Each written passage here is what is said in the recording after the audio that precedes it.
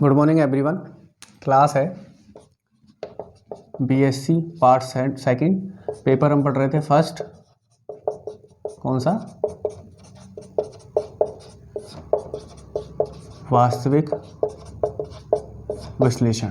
Class है आपकी 24। ठीक है, देखिए लास्ट क्लास में हमने डार्बू प्रमेय पढ़ी, स्टेटमेंट पढ़ा डार्बू प्रमेय का, क्या होती है क्या नहीं होती। देखो मैं कल एक चीज़ बताना भूल गया था आपको कि डार्बू प्रमेय जो आएगी, या तो आपको डायरेक्ट पूछ लेगा वो कि डार्बू प्रमेय को सिद्ध कीजिए, वहां आपको कथन नहीं देगा, वो वहां आपको कथन नहीं देगा। याद रखना ये चीज़। अगर उसने क्वेश्चन कर लिया, देखो क्वेश्चन दो तरीके से बनता है प्रमेय का, दो तरीके से आ सकता है। जो नाम की प्रमेय होती है ना, देखो जो डायरेक्ट प्रमेय है वो तो आपको डायरेक्ट आएगी, उसमें तो स्टेटमेंट आपको आएगा, कथन आएगा। लेकिन अगर आपके पास कोई नाम की प्रमेय है जो मैथमेटिशियंस के नाम पे हैं, तो वो या तो नाम से आएंगी, जैसे आपसे कह दिया जाएगा डार्बू प्रमेय को सिद्ध कीजिए और एक उदाहरण दीजिए, या तो ऐसे क्वेश्चन आएगा, या आपको कह देगा कि आपको स्टेटमेंट लिख देगा, कथन जो लिखवाता हूं ना प्रमेय वाला, वो कथन लिख देगा, तो आपको पहचानना है कि वो कौन सी प्रमेय है। इसलिए कथन को भी आपको ढंग से पढ़ना है और समझना है। कथन आपको याद रखना है कि डार्बू प्रमेय का कथन क्या था, रोल्स प्रमेय का कथन क्या था, कॉची का कथन क्या था, ये सब आपको याद रखने हैं जितनी मैथमेटिक्स के नाम पे है। क्योंकि कई बार वो क्या है, डायरेक्ट भी पूछ लेता है, वो आपको नाम से ही पूछ लेगा कि इसकी प्रमेय को सिद्ध कीजिए, जैसे कॉची की प्रमेय को सिद्ध कीजिए, या फिर डार्बू प्रमेय को सिद्ध कीजिए, रोल्स प्रमेय को सिद्ध कीजिए, ऐसे पूछ लेगा आपसे।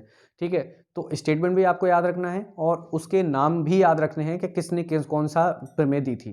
ठीक है, कल हमने उसके बारे में पढ़ा था, प्रमेय की थी, बहुत ईजी थी, आपने देखा होगा, समझा होगा, पूरा समझ में आ गई होगी। अगर फिर भी नहीं समझ में आए तो सैटरडे को हम कॉलेज में मिलेंगे, वहां आप मेरे से पूछ लेना। ठीक है, अब एक उपप्रमेय है, डार्बू प्रमेय की ही क्या है, उपप्रमेय है, उसकी ही क्या है, उपप्रमेय है, वो देखते हैं। देखो इसको मिटा रहा हूं यहां से मैं, बड़ी है थोड़ी सी, देखो कैसे।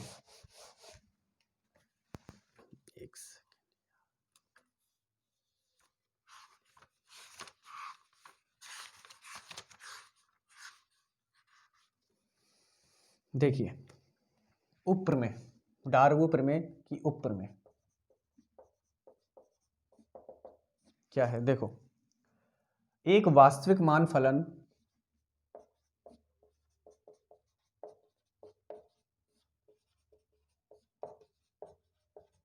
एक वास्तविक मान फलन f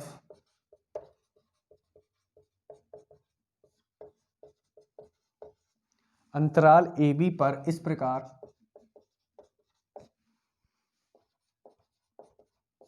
इस प्रकार परिभाषित है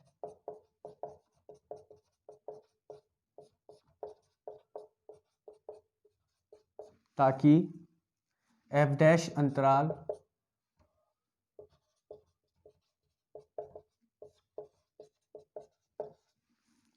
AB के प्रत्येक बिंदु C belongs to AB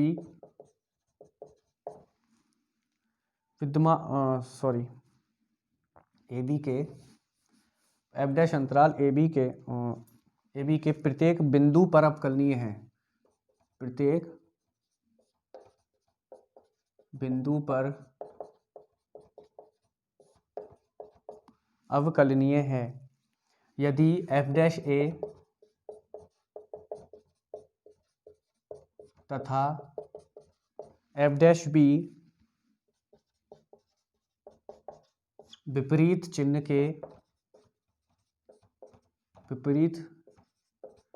के हो तो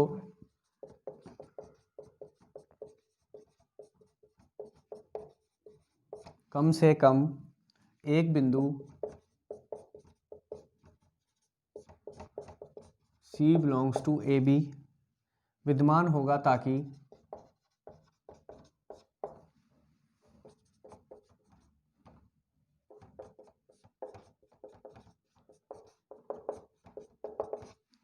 f डैश C बराबर 0। तो सबसे पहले तो हम ये चीज देखेंगे कि दोनों प्रमेय में अंतर क्या है। इससे पहली जो प्रमेय थी डार्बू प्रमेय थी और ये उपप्रमेय है, इन दोनों में अंतर क्या है, क्योंकि आपको अंतर पता चलेगा तभी आप पता लग पाओगे कि सिद्ध क्या करना है। देखो पहली प्रमेय जब हमने पढ़ी थी वहां पे कंडीशन यहाँ तक तो सेम थी कि f डैश क्या होगा, अवकलनीय होगा, अंतराल AB के प्रत्येक बिंदु पर अवकलनीय होगा। यहाँ तक तो दोनों प्रमेय सेम है। अंतर कहाँ आया है, अंतर यहाँ पे आया था, यहाँ पे आया अंतर इस प्रमेय में, एफ डैश ए तथा एफ डैश बी विपरीत चिन्ह के हैं। वहाँ पे कहीं भी एफ डैश ए और एफ डैश ई के बारे में ये नहीं कहा गया था कि चिन्ह समान है या विपरीत है। उन्होंने ये कहा था कि एफ डैश ए और एफ डैश बी क्या रखेंगे, ए और बी के बीच की वैल्यू रखेंगे, प्रत्येक वैल्यू क्या करेंगे, विद्यमान होगी।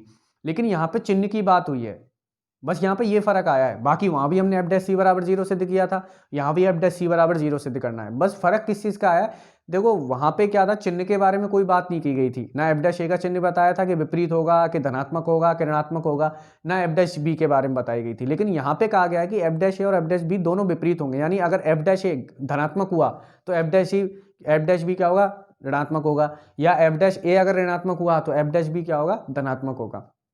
तो यहाँ पे इस चीज़ को समझने की जरूरत है कि वहाँ की जो अप्रोच थी, वहाँ पे जहाँ जैसे हमने इसको सिद्ध किया था एफ डैश सी बराबर 0 करने के लिए, यहाँ पे ऐसे नहीं करेंगे। क्यों? क्योंकि यहाँ पे एक चीज़ गिवन है कि एफ डैश ई और एफ डैश बी क्या है, विपरीत साइन का। तो यहाँ पे इस चीज़ का इस्तेमाल करके इसको सिद्ध करेंगे। उपपत्ति लिखा रहा हूँ, देखो इसमें केस बनते हैं, दो बनते हैं, दो केस बनेंगे। पहला केस तो क्या बनेगा कि या तो एफ डैश ए ग्रेटर देन 0 हो सकता है, दो केस बनेंगे। पहला केस क्या कि एफ डैश ए ग्रेटर देन 0 हो, या F dash B less than 0 हो। दूसरा केस क्या बन सकता है कि F dash B less than 0 हो, F dash be greater than 0 हो। इन दो से ज़्यादा केस नहीं बनेंगे। तो इन दो केस के ऊपर से हम सिद्ध करके देखेंगे। ठीक है, देखो कैसे। उपपत्ति, उपपत्ति, तो पहला केस ले रहा हूं, यानी माना एफ डैश ए क्या ग्रेटर देन 0 है और एफ डैश बी क्या लेस देन 0 है। पहले मान के चल रहा हूं, माना एफ डैश ए ग्रेटर देन 0 तथा F dash B less than 0। अब एफ डैश ए के प्रत्येक बिंदु, हाँ अब ये क्या दे रखा है हमें, अब ये चीज तो मैंने लेके चली। अब मुझे दे रखा है एफ डैश क्या है हमारे पास, प्रत्येक बिंदु पर अवकलनीय है। अवकलनीय है तो सतत भी होगा, उस पर मैंने बताया था। अवकलनीय है तो सतत होगा, सतत है तो परिबद्ध होगा, परिबद्ध है तो उसका उच्चक मान विद्यमान होगा। इस टाइप से फॉलो करेंगे हम। अब एफ डैश ए बी पर अवकलनीय फलन है, इंप्लाइज एफ ए बी पर सतत फलन होगा, इंप्लाइज एफ ए बी में परिबद्ध फलन भी होगा। ये चीज़ कल भी बता चुका हूं मैं। परिबद्ध होगा तो यानी फलन एफ ए बी में उच्चक तथा निम्नक मान ग्रहण करता है। यानी परिबद्ध हुआ तो उच्चक और निम्नक मान भी ग्रहण करेगा। तो वही हम क्या मानेंगे, हम मानेंगे एम को इसका उच्चक मान होगा। ठीक है, इसको मिटा रहा हूं यहां से।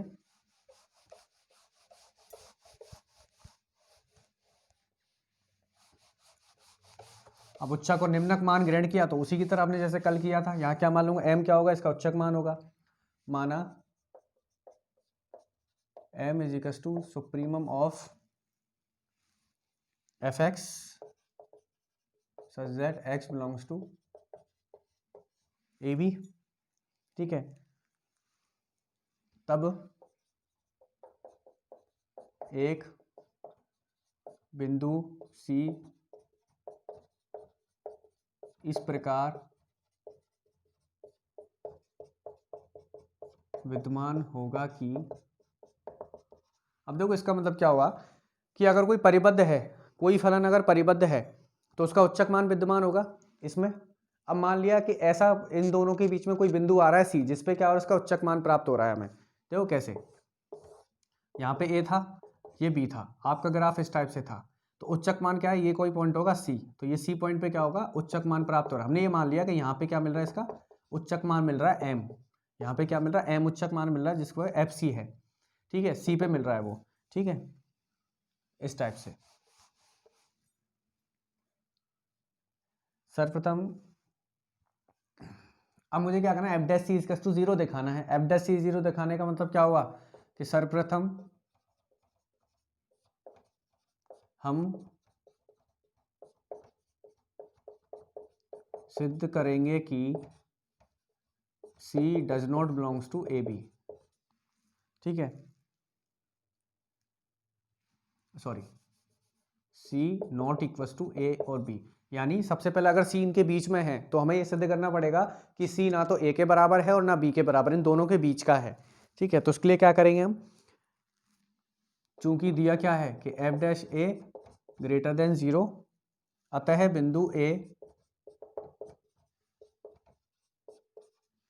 बिंदु ए का एक प्रतिवेश ए प्लस डेल्टा विद्यमान होगा जिसमें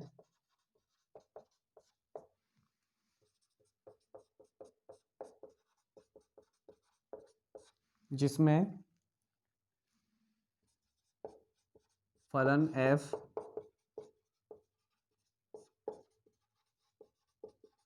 निरंतर वर्धमान है, अर्थात x ग्रेटर देन ए प्लस, ये कल भी बताई थी तो मैं इसको ज़्यादा डिटेल में नहीं बताऊंगा, कल मैंने बता चुका हूँ तरीके से, इस टाइप से होगा। तो वही बताया था मैंने, इसलिए फलन f x बराबर a पर उच्चक मान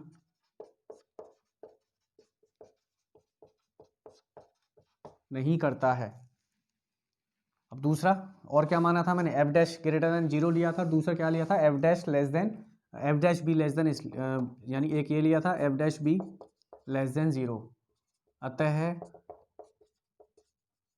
बिंदु बी का प्रतिवेश B minus delta comma B विद्यमान होगा जिसमें फलन f x equals to v पर निरंतर हासमान है, अर्थात x greater than b implies F X less than F B. तो इसका मतलब क्या हुआ कि x बराबर b पर फलन क्या, निम्न मान भी ग्रहण नहीं करेगा, उच्चक मान ग्रहण नहीं करेगा। x लेस देन, सॉरी ऐसे लिखो, लेस देन है ना, x less then b implies, यानी इसका मतलब क्या होगा, x बराबर b पर भी क्या होगा, ये उच्चक मान ग्रहण नहीं करता। क्या लिख दूंगा, अतः फलन f x equals to v पर भी उच्चक मान ग्रहण नहीं करता है, उच्चक मान ग्रहण नहीं करता। अब हम क्या प्रदर्शित करेंगे, वही f dash c equals to 0, अब हम प्रदर्शित करेंगे f dash c is equals to 0। तो वही प्रोसेस दोबारा, पहले क्या लिखेंगे, एफ डैश सी ग्रेटर देन 0 लेके चलेंगे, फिर एफ डैश सी लेस देन 0 लेके चलेंगे। माना एफ डैश सी ग्रेटर देन 0, तब बिंदु C का एक प्रतिवेश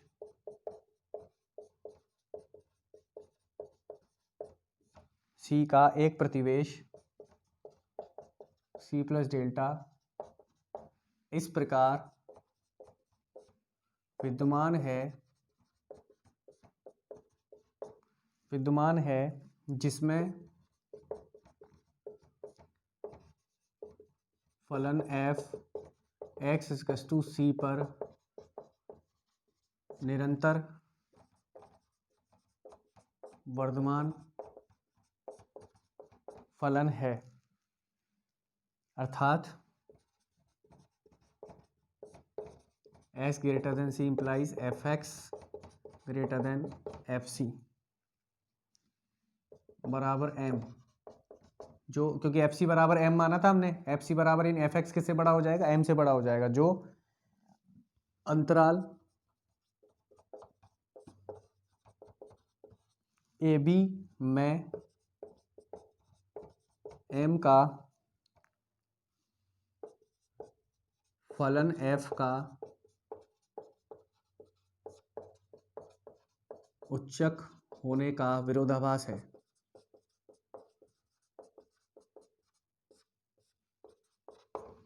अब दूसरा केस क्या लूंगा, एफ डैश सी लेस देन जीरो। दूसरा क्या लूंगा, एफ डैश सी लेस देन जीरो। विरोधाभास है तो यहां से क्या लिख सकता हूं, अतः एफ डैश सी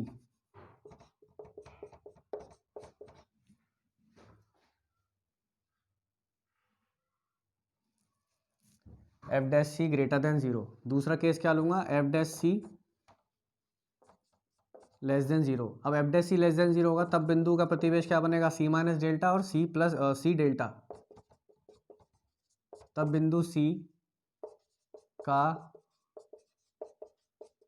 एक प्रतिवेश क्या बनेगा, सी माइनस डेल्टा सी। इस प्रकार विद्यमान होगा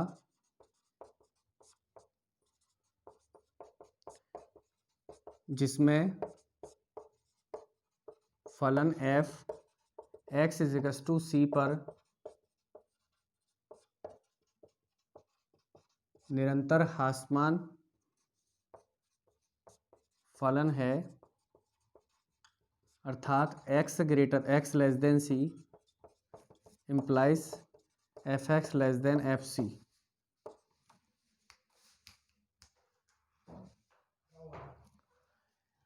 F x greater than F C, ठीक है। तो यहां से क्या हो जाएगा, यानी बराबर एम।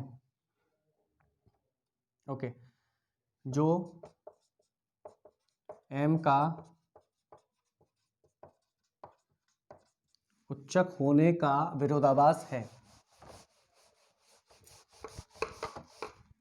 उच्चक होने का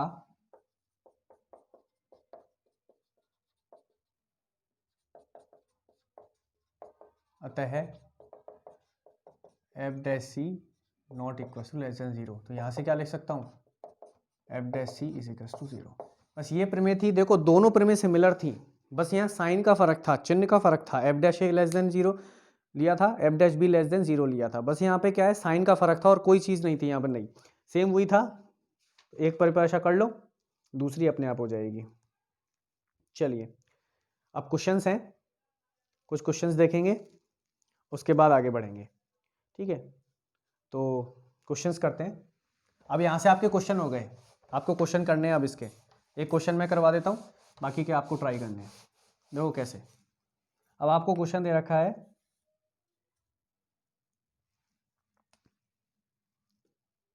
F X is equal to X 1 + 1/3 sine log X square X not equal to zero और X is equal to zero पे वैल्यू है जीरो, ठीक है। पूछा है तब एव सर्वत्र सतत है लेकिन x बराबर जीरो पर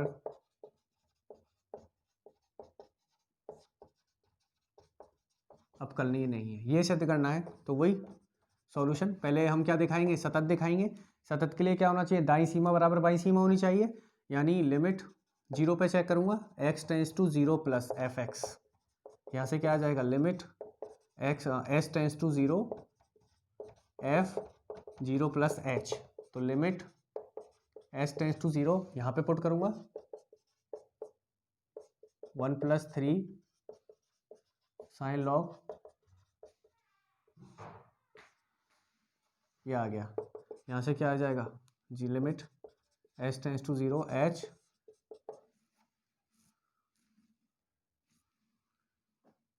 3 साइन लॉग एच स्क्वायर। अब देखो यहाँ पे अगर एस टेंस टू जीरो डालोगे तो ये क्या बन जाएगा, ये लॉग जीरो इन्फिनिटी बनेगा और ये क्या बनेगा, जीरो इंटू इन्फिनिटी। तो इसको सॉल्व ना करने से अच्छा, हमें पता है ये कहाँ तक जाएगा, ये 1 तक जाएगा, तो ये इसकी सीमा आएगी जीरो, इसकी सीमा आएगी zero.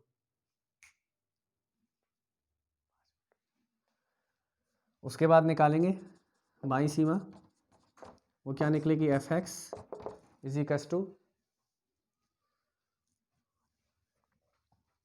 Limit H tends to zero F zero minus H, direct put कर रहा हूँ अब यहाँ पे, limit H tends to zero minus H 1+3 sine log H square ही बनेगा, क्योंकि माइनस एच स्क्वायर करोगे तो एच स्क्वायर ही बनेगा। तो यहाँ से भी इसकी सीमा क्या आएगी, जीरो आ जाएगी। तो यानी दाईं सीमा और बाईं सीमा बराबर हो गई, तो यहाँ से हम कह सकते हैं ये फलन क्या होगा, सतत होगा। अवकलनीयता आप खुद चेक करके देखिएगा, अवकलनीयता नहीं बता रहा हूँ, सततता बता दी, अवकलनीयता चेक करके देखना, दायां अवकलज और बायां अवकलज अगर समान आ रहा होगा तो ये क्या होगा, अवकलनीय होगा, बाकी अवकलनीय नहीं होगा। कंटिन्यू करते हैं नेक्स्ट क्लास में।